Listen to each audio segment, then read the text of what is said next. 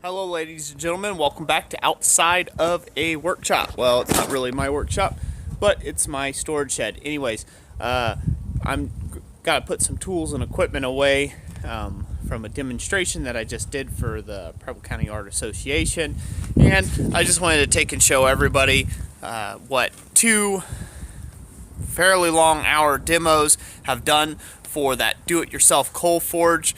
And you know, some people inquired how long the fire brick was going to last, and what it was going to look like, and how long. Some people didn't think that the clinker breaker would last that long, and stuff like that. So I just want to take and help settle some people's fears out there, I guess. But anyways, so I hope you guys enjoy this little video. I'm going to flip this camera around, and we will take a look at what I'm talking about.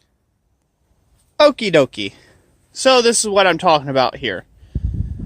I just want to take a few moments and take and share and explain a little bit about the coal forge that I built, and the kind of your home built or your do-it-yourself coal forge, and just show guys how well it's holding up. It's holding up very well. I just got back from a demonstration, like I previously said, and so I just wanted to take and show everybody kind of a quick little walk around, and you know, as you can see, it's still holding up very well. This is probably with about 7 or 8 hours of run time. This here is mainly all from the first fire, so this has kind of just ceased to deteriorate in here, and it has now fully solidified.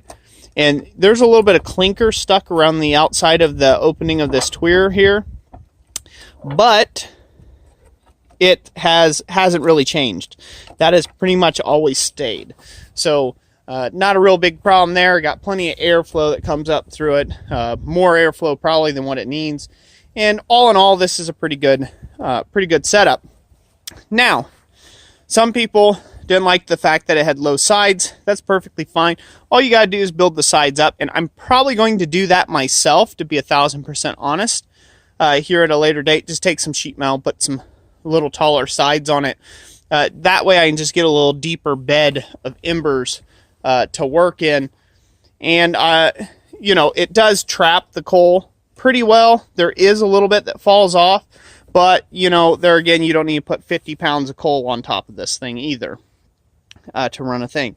This is what like a small rivet forge would be like, but for a home hobbyist like a blacksmith that's just doing it for a hobby and things like that, this can really handle just about anything that you're going to want to get into, with the exception of doing like hammers or anything like that that takes large chunks of steel.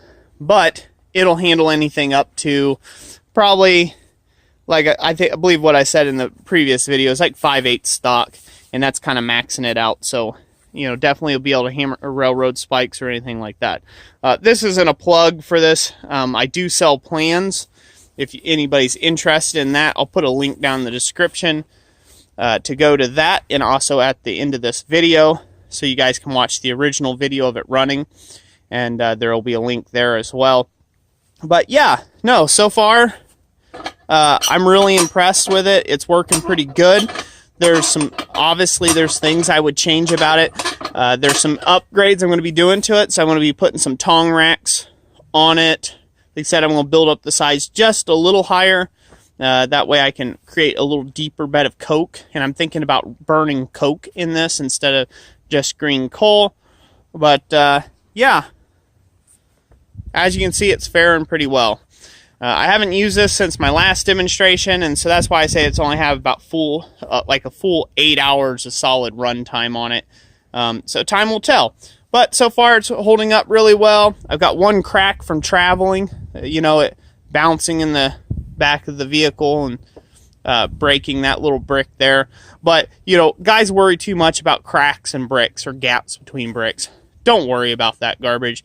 It really doesn't matter. It doesn't change the performance of the fire any. It doesn't really do anything like that at all. So, you know, gaps and cracks and ill fitment between bricks, that's not going to matter that much. You see guys who'll like clay the top, and they'll, you know, do a real job trying to fill in all these seams. That's not necessary. And you guys can do what you want, but this here is working out pretty well. So if anybody So if anybody has any ideals out there where they're wanting to take and build their own coal forge, this is how simple it really can be. And I suggest you go watch the build video and the run video of this coal forge if you guys need some help building your own. And if you're new to the channel, I thank you for watching this video.